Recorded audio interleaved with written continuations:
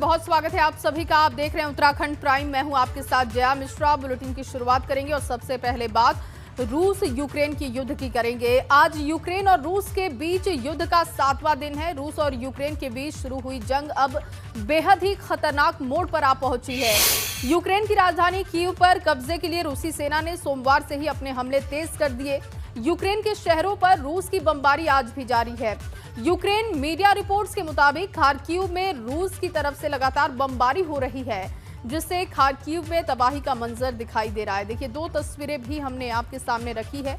Ukraine में लगातार बमबारी हो रही है और रूस ने बम गिराए हैं, वो तस्वीरें भी आप देख रहे हैं। लगातार बमबारी जारी है। कीव पर कब्जा करने की कोशिश रूसी सेना कर रहे हैं और इसी कड़ी में जो वहां की स्थिति है, जो तस्वीरें हैं, वो हम आपके सामने रख रहे हैं। 7वां दिन आज है और 7 दिनों से ये युद्ध जारी है। इस बीच उत्तराखंड के छात्र छात्राओं की वापसी भी कराई जा रही है।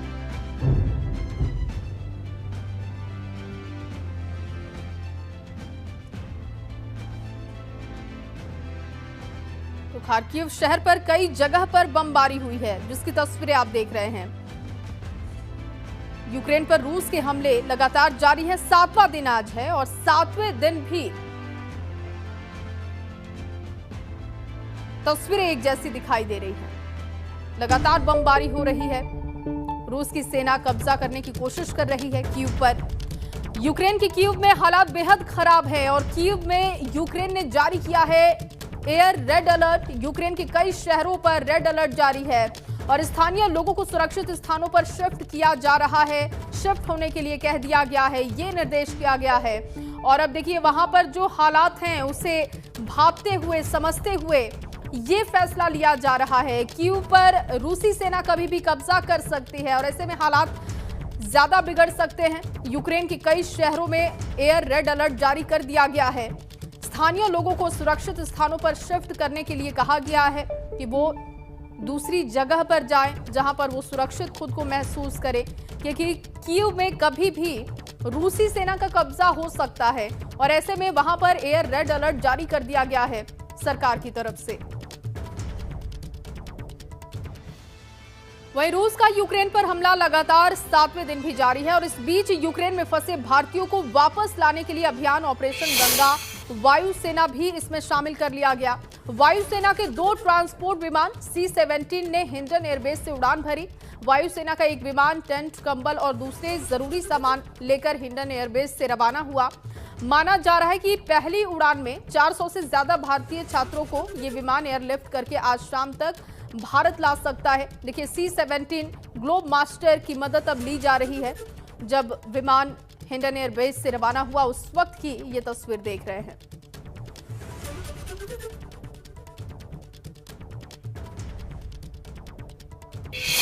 चलिए, इसी खबर पर ज्यादा जानकारी के साथ अविनाश दिल्ली से मेरे सहयोगी जुड़ चुके हैं। अविनाश, क्योंकि वतन वापसी कराई जा रही है, सेना की मदद भी ली जा रही है, ग्लोब मास्टर की मदद से अब लोगों की वापसी हो रही है। सबसे पहले अपडेट दीजिए और आपके साथ क्या कुछ लोग भी मौजूद हैं क्या, जो वहां से वापस आ रहे हैं, या वो परिजन जो अपने बच्चों के लिए इस वक्त वहां पर मौजूद हैं, उनका इंतजार कर रहे हैं? बातचीत कीजिएगा, समझिएगा।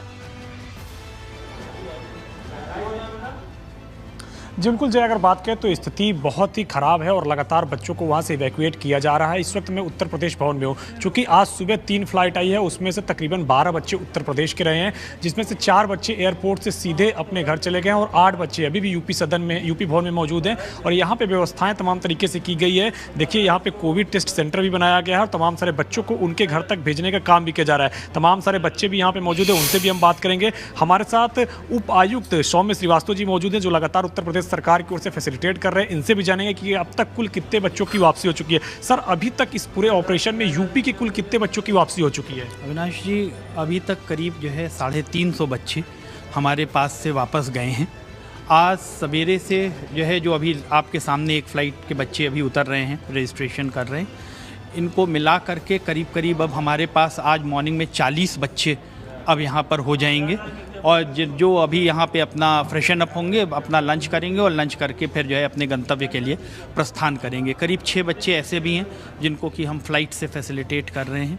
लगातार गवर्नमेंट का, हमारे चीफ सेक्रेटरी सर का जो है ये निर्देश है कि बच्चों को जो है बहुत आराम से और पूरी कंफर्टेबली उनके घर तक पहुंचाया जाए, और उसी के लिए हम प्रयासरत हैं। आज 8 फ्लाइटें आनी थी, अभी तक 4 फ्लाइटें आ गई हैं और 4 और अवेटेड हैं। अंतिम फ़्लाइट रात के 12:30 बजे जो है इंडियन एयरफोर्स की आनी है, जिसमें बड़े बल्क में बच्चों के आने की संभावना है। सर, अभी तक आप लोगों ने कितनी updated list ministry of external affairs को दी थी? क्योंकि पुराना जो आंकड़ा था 1251 छात्रों का था, तो उसमें क्या छात्रों की संख्या और बढ़ोतरी हुई है?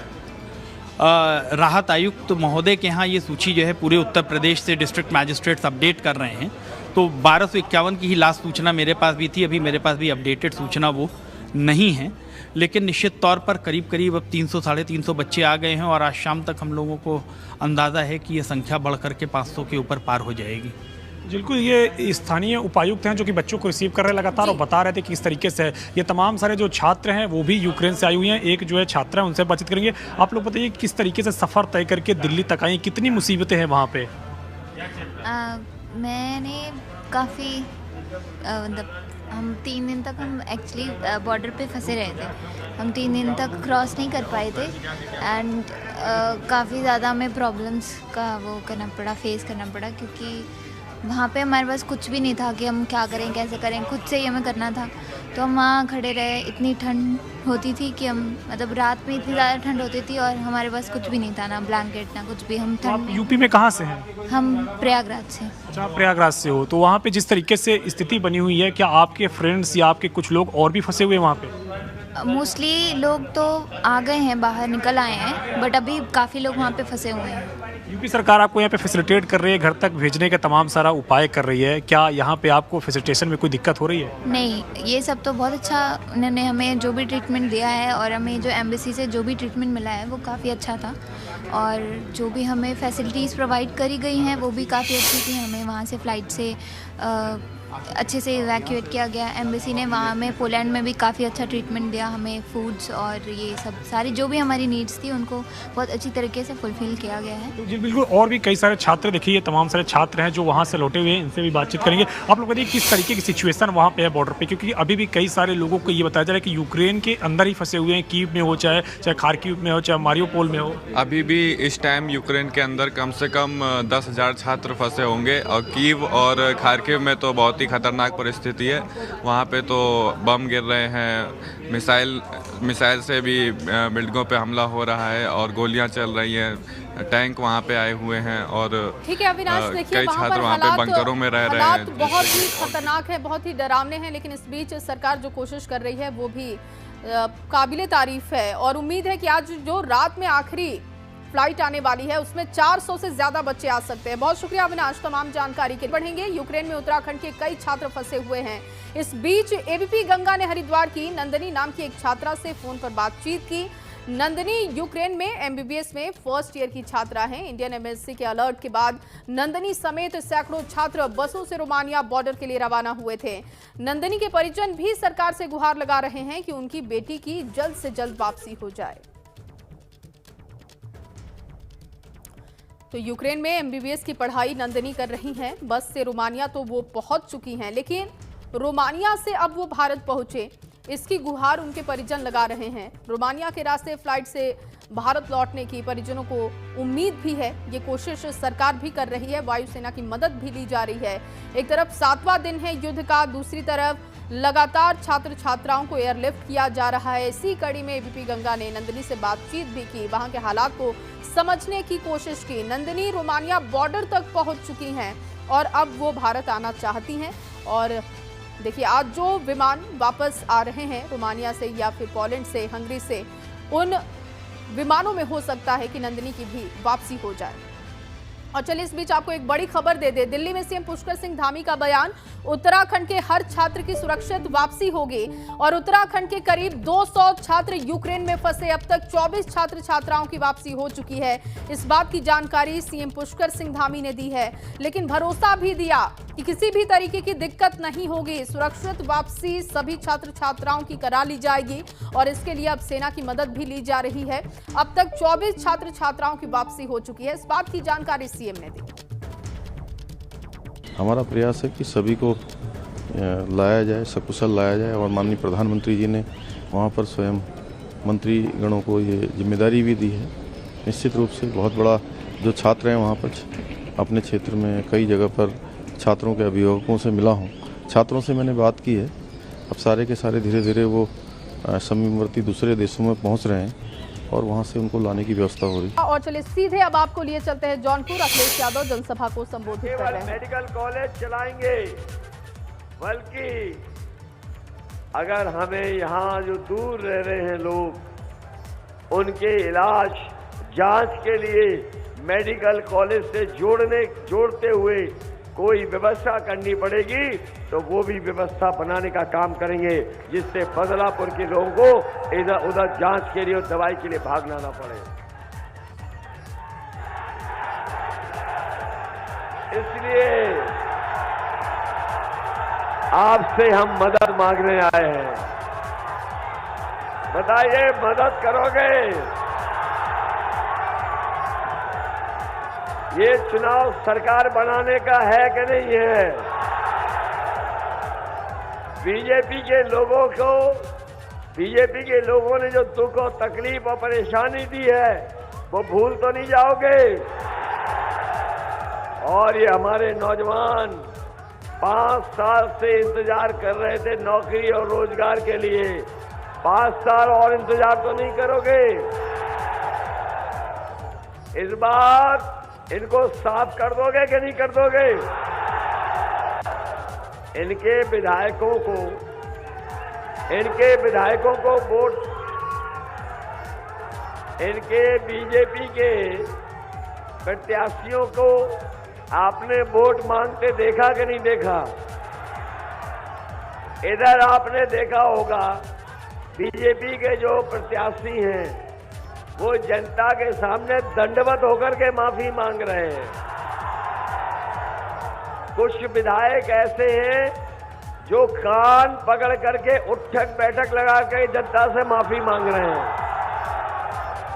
और अभी मैंने कुछ दिन पहले देखा एक बीजेपी का प्रत्याशी तेल मालिश कर करके माफी मांग रहा है। बताओ, ये देखा कि नहीं देखा? इसलिए हम कह के जा रहे हैं, ये तेल लगा करके माफी मांगने वालों से कह के जा रहे हैं, चाहे वो जनता के सर की चंपी करें और चाहे उठक बैठक कान पकड़ करके 700 बार भी लगाएंगे, तब भी किसान और नौजवान इन्हें माफ करने वाला नहीं है। बताइए, माफ करोगे कि इन्हें साफ कर दोगे? माफ तो नहीं करोगे? बताओ, साफ कर दोगे? और हमारे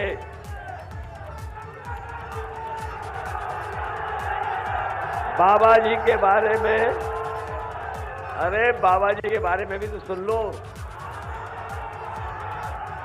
ये बाबा जी नहीं, ये बाबा दुबे नहीं, वो धुआं वाले बाबा जी।